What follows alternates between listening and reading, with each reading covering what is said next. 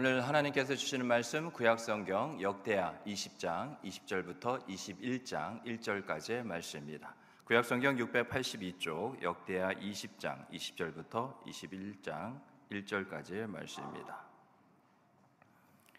20절부터 한 절씩 교독합니다. 이에 백성들이 아침에 일찍 일어나서 드고와 들로 나가니라. 나갈 때 여호사밧이 서서 이르되 유다와 예루살렘 주민들아 내 말을 들을지어다. 너희는 너희 하나님 여호와를 신뢰하라. 그리하면 견고히 서리라.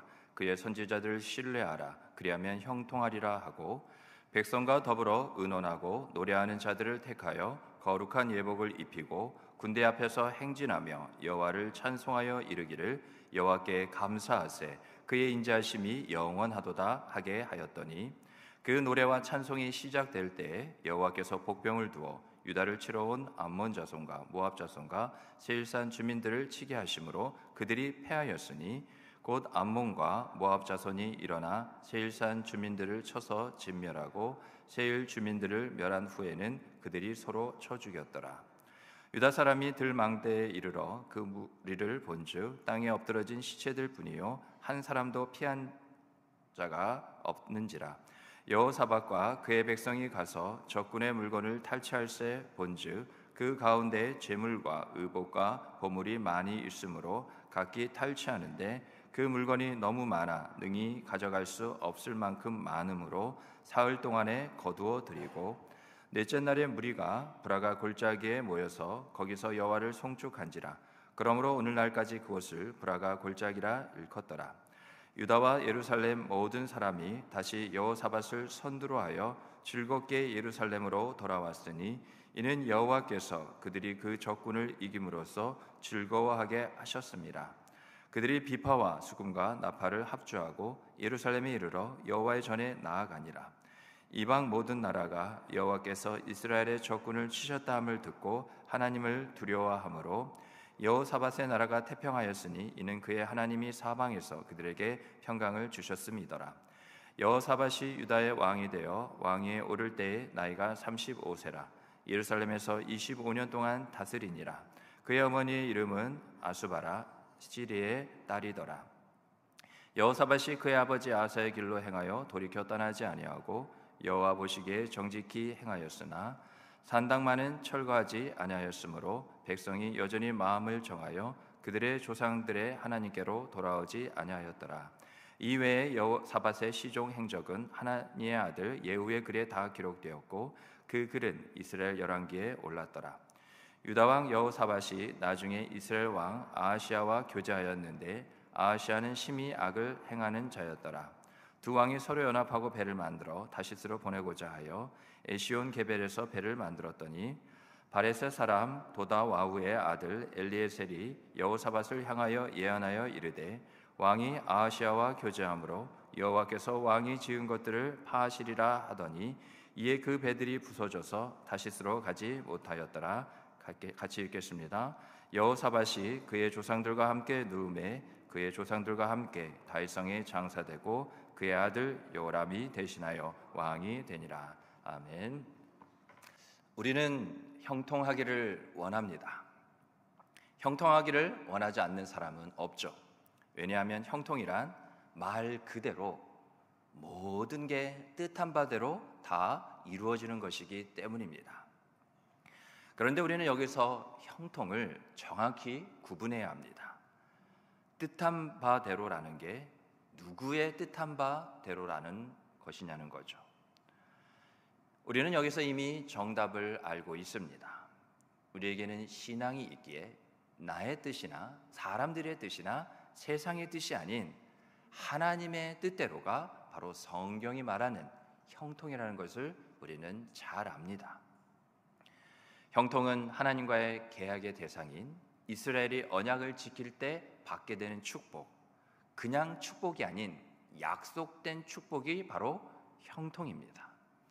신명기 29장 9절 말씀인데요, 우리 다 함께 읽어보겠습니다. 시작. 그런즉 너희는 이 언약의 말씀을 지켜 행하라. 그리하면 너희가 하는 모든 일이 형통하리라.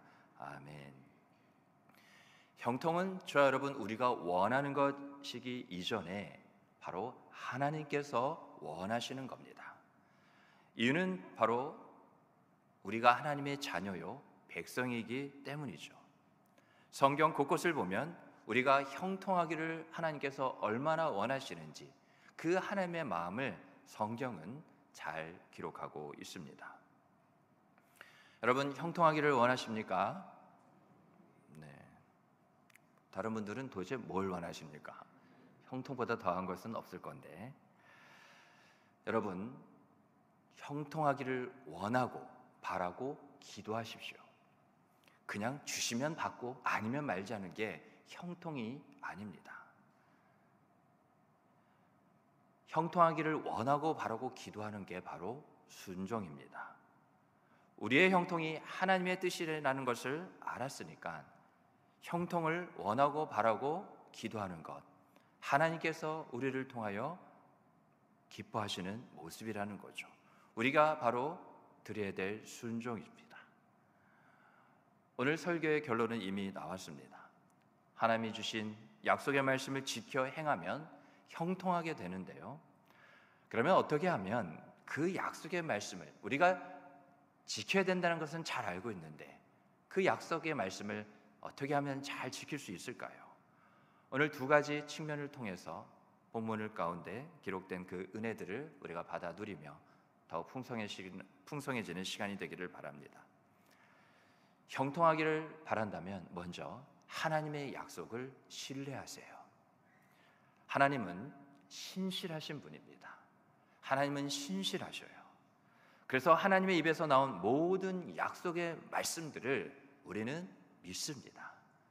우리에게 주신 그 믿음은 바로 그 믿음의 대상이, 믿음의 목적이 무엇이냐?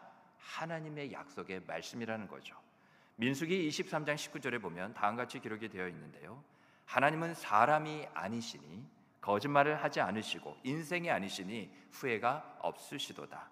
어찌 그 말씀하신 바를 행하지 않으시며 하신 말씀을 실행하지 않으시랴.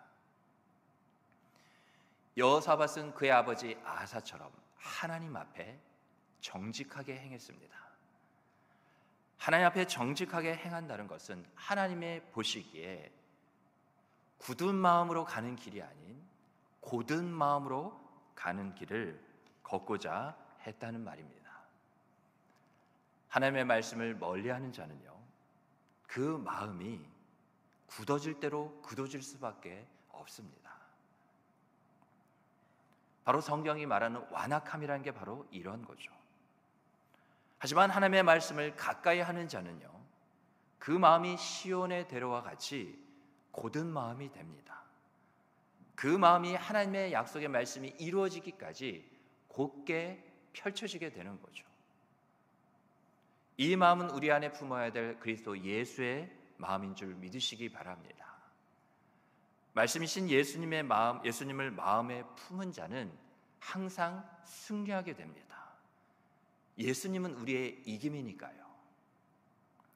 여호사밧은 모압, 또한 암몬, 바로 세일산 자손인데 에돔 연합군에게 사면으로 공격을 당하는 그런 위급한 상황에 처해 있게 됩니다. 하나님을 잘 믿는다고 해서 우리에게 어려움이나 고난이 찾아오지 않는 것은 아니에요. 모든 이 땅에 살아가는 일생처럼 때로는 즐거운 일이 있기도 합니다만 때로는 슬픈 일이 있기도 한 거죠. 쉬운 일이 있기도 합니다만 어려운 일이 있기도 합니다. 모든 일이 이 땅의 모든 인생에게 똑같이 일어나는 거죠. 그런데 그러한 위급한 상황에서 오늘 본문에서처럼 절체절명의 그러한 상황에서 어떻게 보면 비정상적인 방식으로 하지만 특별한 은혜의 방식으로 싸움에 임하게 됩니다. 여러분, 세상을 이기는 그리스도이신 여러분, 우리의 이김은요 결코 세상의 방식에 있지 않습니다. 오직 하나님의 방법대로 살아가는 우리는요 항상 이깁니다. 전제 조건이 뭐라고요? 하나님의 방법이에요. 그게 바로 승리의 비결입니다. 이 세상을 이기고도 남음은 세상의 방식, 우리의 경험, 우리가 익숙한 그 어떠한 것이라도, 우리가 가진 어떠한 능력이라 한다 할지라도 그것과는 아무 상관이 없다는 것을 늘 마음에 새기시기 바랍니다. 무엇이라고요? 하나님의 방법. 이 세상이 어떻게 지어졌어요? 하나님의 뜻하신 가운데 하나님의 계획대로 하루가 천년 같고 천년이 하루 같은 그 하나님의 뜻하신 바대로 이 세상은 지금까지도 한 채의 오차 없이 이루어져 가고 있고 앞으로도 하나님의 뜻이 다 이루어지게 될 줄 믿으시기 바랍니다. 그래서 방법도 다른 방법이 아니라는 거예요. 하나님의 만드신 이 세계이기에 하나님의 방법입니다. 하나님은 여호사밧을 통해 전쟁을 앞둔 백성에게 주신 약속의 말씀이 있었습니다. 역대하 20장 20절 말씀인데요. 이에 백성들이 아침에 일찍이 일어나서 들과 들로 나가니라. 나갈 때 여호사밧이 서서 이르되 유다와 예루살렘 주민들아 내 말을 들을지어다. 너희는 너희 하나님 여호와를 신뢰하라. 그리하면 견고히 서리라. 그의 선지자들을 신뢰하라. 그리하면 형통하리라 하고. 여러분, 하나님을 신뢰하십시오. 그리고 하나님의 말씀을 신뢰하십시오. 그러면 견고히 설 것이며 형통하게 됩니다. 한 달 전에 역대하 말씀을 이제 처음 설교하면서 나눴던 이야기인데요.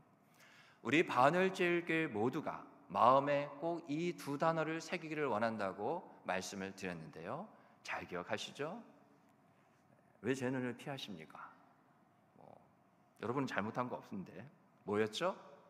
다시 따라하겠습니다. 견고함과 창대함. 그래요. 지금부터라도 꼭 마음에 새기시기 바랍니다. 창대함은 형통함이 이어지는 게 바로 창대함이에요. 우리가 늘 기도할 때, 여러분이 기도할 때마다 이 견고함과 창대함에 대해서 구하시기를 바랍니다. 하나님의 나라의 영광이 바로 이 두 단을 통해서 이루어지기 때문에 그래요. 우리는 이제 더 이상 이 세상에 먹고 마시는 것 때문에 무엇을 입을까 이런 것 때문에 염려하는 자들이 아닙니다. 세상 사람들은 하나님 나라와 상관없는 자들에게 이 세상 나라에 여전히 속한 나머지 결국에는 영원한 사망에 이를 수밖에 없는 자들이기 때문에 어찌 보면 당연한 거예요. 이 세상 사람들은 이 세상이 전부입니다. 그래서 이 세상에서 구할 수 있는 것만 구하는 자들이에요. 그러나 우리는 다르잖아요. 우리는 구별됐습니다. 우리는 거룩한 자들이에요. 우리는 영원한 것을 구하며 사는 자들이 되었습니다. 그래서 새로운 삶, 새로운 생명을 우리가 받았다는 이유가 바로 그런 거죠. 우리가 새롭게 날마다 된다는 게 바로 이것입니다. 무엇이요? 하나님의 나라의 그 영광과 관련된 견고함과 그 창대함을 구하는 것을 하나님은 예수 믿고 구원받아 하나님의 자녀 백성된 저와 여러분에게만 허락하셨다는 겁니다. 다시 말하면 우리를 통해서만 하나님은 이 모든 것을 이루시기를 계획하셨고 또 도와주시고 함께 하시며 지금도 변함없이 이루어가고 계신다는 거예요. 신앙의 성장과 성숙은 그냥 이루어지는 게 아닙니다. 우리의 구하는 것부터, 우리가 바라고 원하는 것부터, 그래서 우리가 기도하는 것부터 달라져야 돼요. 오늘의 일용할 양식이 먼저가 아니에요. 제자들이 예수님께 기도를 가르쳐 달라고 하셨을 때에도 하늘에 계신 아버지여 이름이 거룩히 여김을 받으시오며 바로 하나님의 나라와 관련된 하나님께 드려질 그 영광에 관한 것들입니다. 우리가 그걸 위해서 지어졌어요. 그렇기 때문에 우리 인간만이 하나님의 형상대로 지어졌고 죄로 인해서 이것이 무너지고 어그러지고 파괴되었기에 무너져 버렸기에 예수 그리스도의 그 구원의 은혜 십자가에서 흘리신 보배로운 피로 말미암아 이 모든 것을 다시금 제자리로 돌려놓으신 이유가 바로 이것인 거죠. 우리는 예수를 이제 믿고 하나님의 자녀와 백성이 되었기에 이제 하나님의 나라를 위하여 견고함과 이 창대함을 늘 구하며 바라며 살아가는 자에게 그 영광이 보여지게 된다는 것을 꼭 기억하시기 바랍니다. 몇 년을 예수를 믿어도 안타깝게 이것을 보며 이것을 맛보지 못한 채 보지 못한 채 맛보지 못한 채 살아가는 분들이 너무나 많이 있는 것 같아요.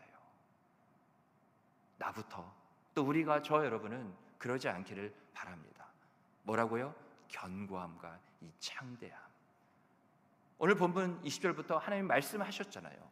견고하게 하리라, 창대하게 하리라. 하나님께서 하시겠다는 거예요. 내 일생의 그러한 목적과 그 관심이 바로 여기에 있다는 겁니다.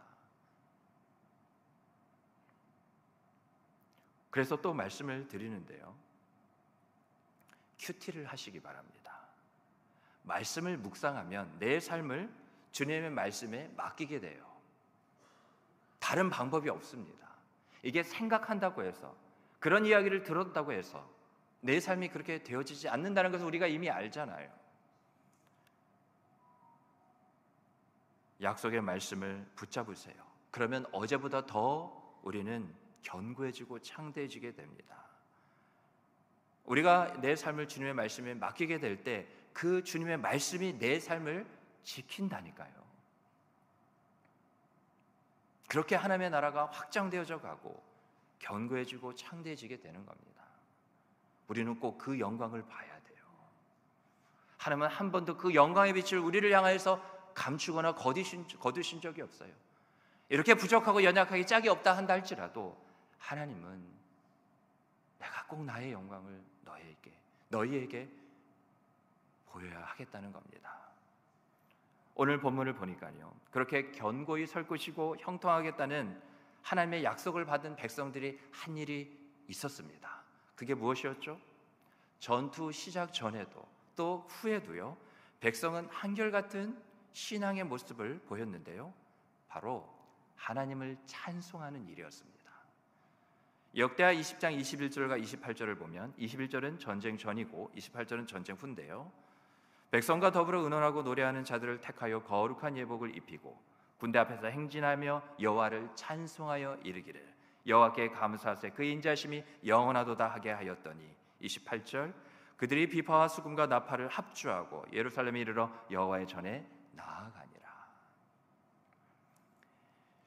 예배를 우리가 생각해 보면 분명 회복이 있어요. 하나님의 은혜입니다. 근데 거기서 멈추지 않아요. 왜 예배에는 회복을 뛰어넘어 승리와 그 기쁨이 이 예배에 있을까요? 그건 앞으로 한 주간의 그러한 삶을, 그 시작을 앞두고 성전에 우리가 이렇게 함께 모여 하는 예배하는 이 시간, 이 자리에요, 하나님을 향한 찬양이 있기 때문에 그렇습니다. 찬양은 뭐냐? 믿음의 영적인 승리를 위한 전주곡이 바로 찬양이에요. 찬양 가운데 내가 너희를 승리하게 하리라, 이 세상 가운데 반드시 싸워 이기게 하리라는 하나님의, 우리가 찬양을 드리는 것 같지만 우리를 통한 하나님의 선포예요. 이미 이겼다 하신 주님께서 우리를 이기게 하시겠다는 겁니다. 그래서 영광이 있는 거예요. 또한 지난 한 주간 우리의 대장 되신 주님께서 우리와 함께 하셨어요. 그래서 우리가 믿음의 승전보를 전하며 함께 올려드리는 것이 바로 이 찬양이기 때문에 그렇습니다. 그래서 기쁨이 있고 이기게 하심을 감사하는 찬양이 되는 거죠. 한국교회 하나님께서 놀랍도록 부어주신 그 부흥의 은혜를 다시 한번 돌아보면 그 당시에요, 지금은 믿는 자의 수가 이미 오래전부터 하락세고 점점 젊은 세대가 교회를 떠난다고 한다 하더라도요, 한국교회 부흥은 하나님께서 반드시 다시금 주실 겁니다. 그런데 이전의 그 시대를 보면, 제가 어렸을 때인데요, 제 기억에도요, 예전에는 정말 귀신 들린 자들이 많았어요. 그 영적인 부흥과 함께 영적인 하나님의 은혜가 부어짐과 동시에 사단의 공격도 만만치 않았던 그런 시대였기 때문에 그렇습니다. 귀신 들린 일이 정말 많았는데 그때 다른 거 없었어요. 목사님, 장로님, 권사님, 집사님이 신방을 가서 예배를 드리며 말씀을 선포하고 정말 하나님께서 역사하셔서 사단 마귀와 귀신이 떠나가기까지 다 함께 열심히 찬송을 부르고 또 불렀습니다. 그랬더니 어떠한 일이 일어나느냐? 정말 마귀가 떠나가고 귀신이 물러가는 놀라운 역사, 한국교회 부흥의 그런 밑거름 가운데 바로 이러한 하나님의 은혜와 영광이 있었던 거죠. 여러분, 모든 싸움에는요, 승부처라는 게 있습니다. 우리의 싸움은 혈과 육의 싸움이 아니죠. 하나님을 부인하는 세상 통치자들과 권세들과 이 어둠의 세상 주관자들과 하늘에 있는 악의 영들을 상대하는 것이죠. 그게 우리의 싸움이라는 겁니다. 승부처는 하나님을 인정하는가 인정하지 않는가, 바로 여기에 있습니다. 찬양이 뭐라고요? 하나님의 하나님 되심을, 그 성품을 따라 하나님의 그 일하심을 바로 인정하는 게 뭐예요? 그게 찬양이에요. 노래는 하나님을 인정하는 모습 중에, 그 찬양의 다양한 우리가 하나님께 드려야 될 모습 중에 하나에 불과한 겁니다. 이사야 말씀에 보면 내가 이 백성을 지었다 말씀하셨죠. 이유가 뭐라고요? 나를 찬양하기 위해서, 노래 잘하는 가수로 만들기 위한 게 아니라 바로 하나님을 인정하기 위해, 인정케 하시기 위해 우리를 지으셨다는 거죠. 여호사밧과 백성들은 하나님을 인정할 수밖에 없는, 아니 하나님을 반드시 인정해야만 하는 분명한 이유가 저들에게는 있었습니다. 역대하 20장 15절과 17절 말씀을 잘 보시기 바랍니다. 야하시엘이 이르되 온 유다와 예루살렘 지문과 여호사밧 왕이여 들을지어다. 여호와께서 이같이 너에게 말씀하시기를 너희는 이 큰 무리로 말미암아 두려워하거나 놀라지 말라. 이 전쟁은 너에게 속한 것이 아니요 하나님께 속한 것이니라. 17절입니다. 이 전쟁에는 너희가 싸울 것이 없나니 대열을 이루고 서서 너희가 함께한 여호와가 구원하는 것을 보라. 유다와 예루살렘아 너희는 두려워하지 말며 놀라지 말고 내일 그들을 맞서 나가라. 여호와가 너희와 함께하리라 하셨느니라 하매. 아멘. 이 말씀을 주님이 지금 내게도 주시는 줄 믿으시기 바랍니다. 두려워하지 말라, 놀라지 말라. 내게 속한 것이라. 네가 싸울 것이 없다. 나의 구원을 보라. 맞서 나가라. 내가 너와 함께하겠다. 다 주님이 지금 내게 하시는 말씀입니다. 여러분, 요즘 내 안에 승리가 있습니까? 그래서 그 승리의 기쁨과 감격에 살고 있습니까? 그렇지 않다면, 아니라면 왜 그렇죠? 왜 내 안에 승리가 없죠? 다른 많은 기쁨과 감격은 있어도 왜 이 세상을 이기고도 남은, 그렇게 나를 이기게 하신 그 하나님을 향한 왜 기쁨과 감격이 없죠? 내 신앙과 삶에 찬양이 사라졌어요. 노래가 사라졌다는 게 아니라 하나님을 인정하는 모습이 희미해지는 것을 넘어서 보이지 않기 시작합니다. 내 신앙과 내 삶에 지금 이렇게 약속하시는, 격려하시는, 위로하시는, 말씀하시는 주님을 인정하는 찬양이 보이지가 않아요. 찬양은 그냥 교회에 나와 예배할 때만 보이는 어느덧 형식이 되어버리고 말았습니다. 교회 문을 나서면 찬양이 없어요. 그냥 먹고 사는데 급급해서 그런 거 잊어버려요. 교회 문을 들어서는 순간 그나마 기억이 나는지도 모르겠어요. 내 입술의 찬양의 메마름은요, 다름 아닌 내 마음의, 내 영혼의 은혜의 메마름에서부터 비롯된다는 것을 꼭 기억하시기 바랍니다. 은혜라는 것을 필요할 때만 구하는 것은 은혜가 아니에요. 은혜는 나의 있고 없고와 상관없는 거예요. 하박국 선지자가 뭐라고 고백했죠? 무화과나무 잎이 마르고 포도나무 열매가 없고 논밭에 소출이 없고 외양간에 송아지 양떼가 없다 한다 할지라도 어떻다고요?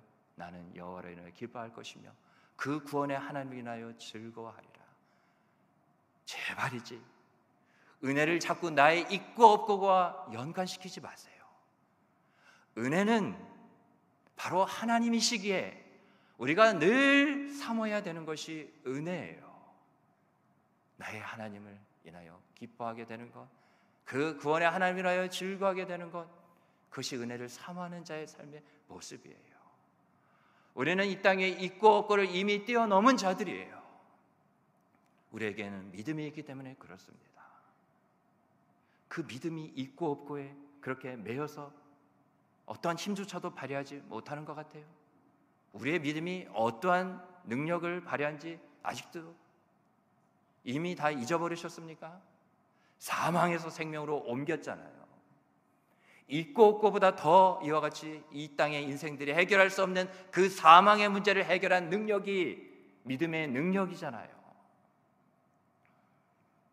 우리는 그 믿음으로 살아가는 자들이라는 겁니다. 잊지 마세요. 은혜가 풍성하면, 예수로 충만하면, 성령으로 충만하면요, 찬양은 정말 폭포수같이 우리의 입술에서 터져 나오는 게 찬양입니다. 오늘 목사님이 하나님을 인정하라고 했으니까 들어서가 아니라, 기억이 다시금 되살아나서가 아니라, 충만할 때, 하나님 한 분만으로 충만할 때 이와 같이 찬양은 터져 나오는 거예요. 그 어떠한 것도 내 안에서 터져 나오는 찬양을 막을 수 있는 것은 아무것도 없게 된다는 겁니다. 어떠한 고상한 오랜 그런 신앙생활을 가진 어떤 한 사람에게 주어지는 그러한 모습이 이게 아니라는 거예요. 예수 믿고 구원받은 이미 우리가 보여야 될 모습이고, 이것이 우리의 기쁨과 즐거움이며 감사며 하나님께 영광이 되어야 될 모습이라는 거죠. 우리는 예수 안에서 잘 살아야 합니다. 저들은 예수 안에 없기 때문에 잘 살 수도 없어요. 우리는 예수 안에 있어요.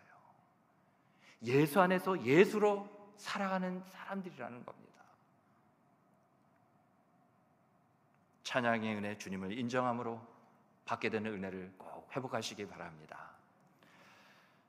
그 다음으로 형통하기를 원한다면 하나님의 약속을 신뢰하는 것과 더불어서 거룩함을 온전히 이루어야 합니다. 거룩함을 온전히 이루세요. 고린도후서 7장 1절 말씀에 보면, 말씀 좀 띄워주실까요?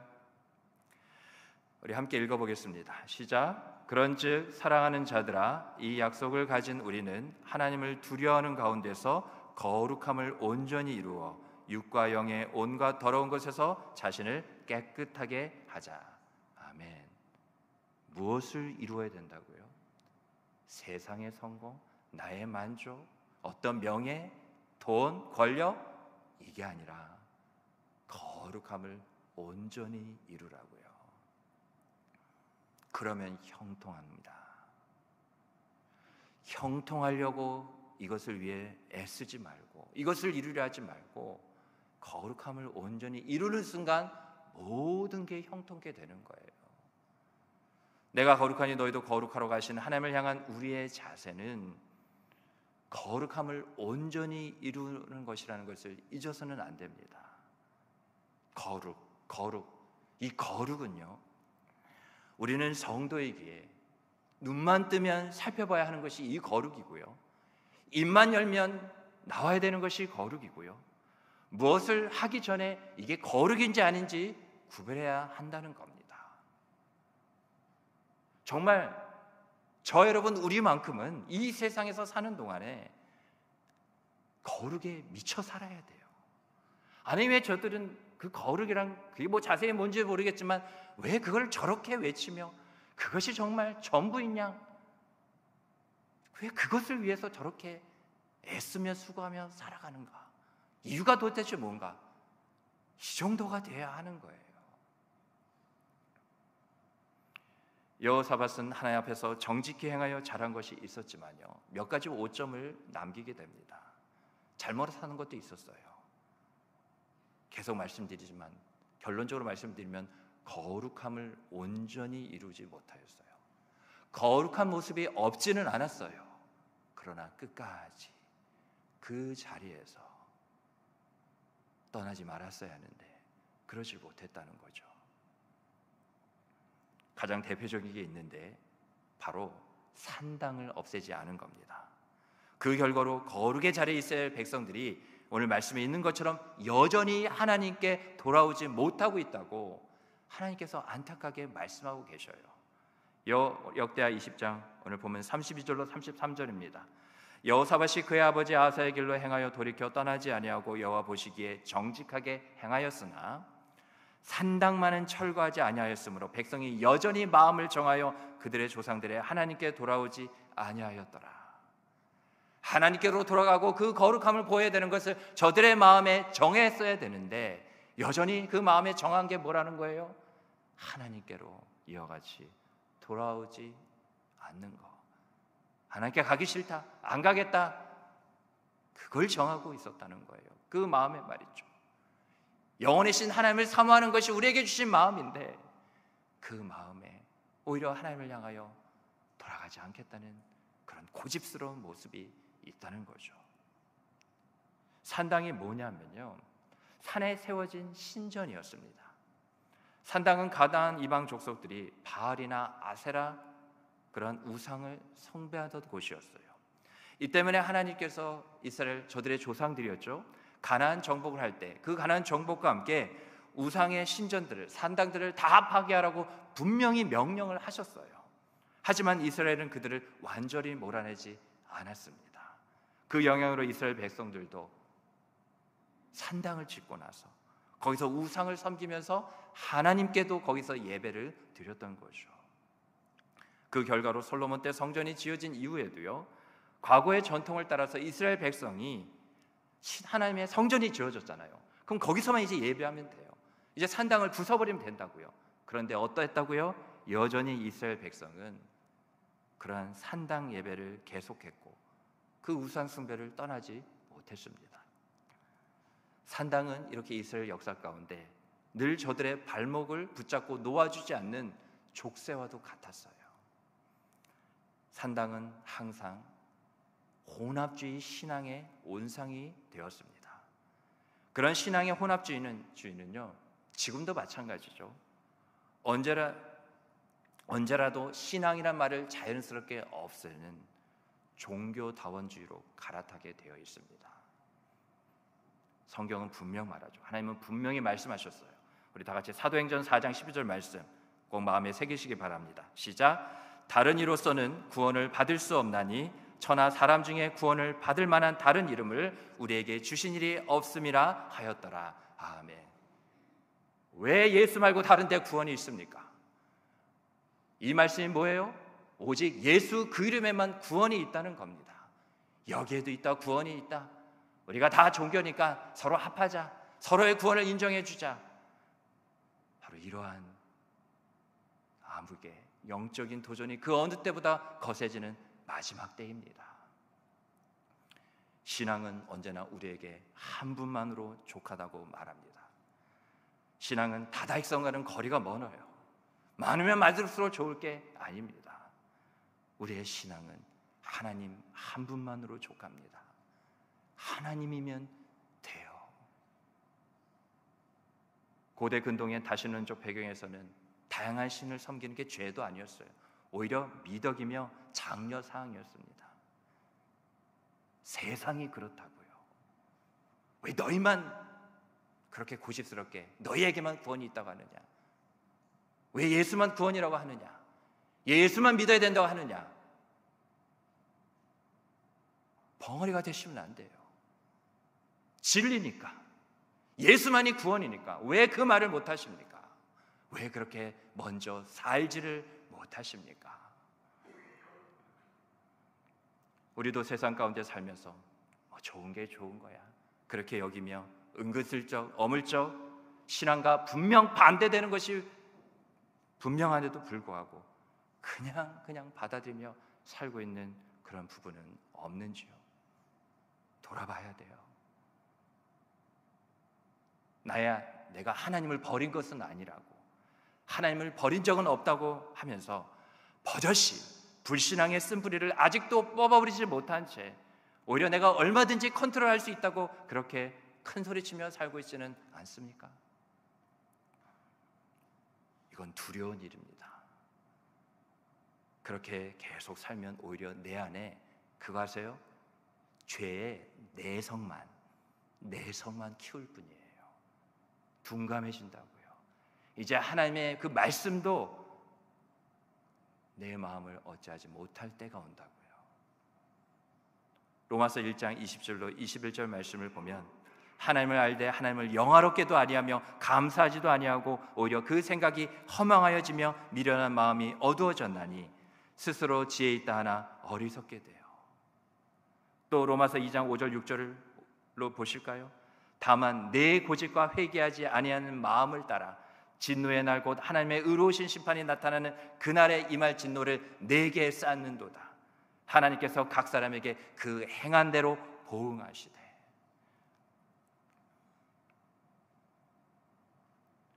여러분, 거룩을 생각하시고 또 거룩을 생각하세요.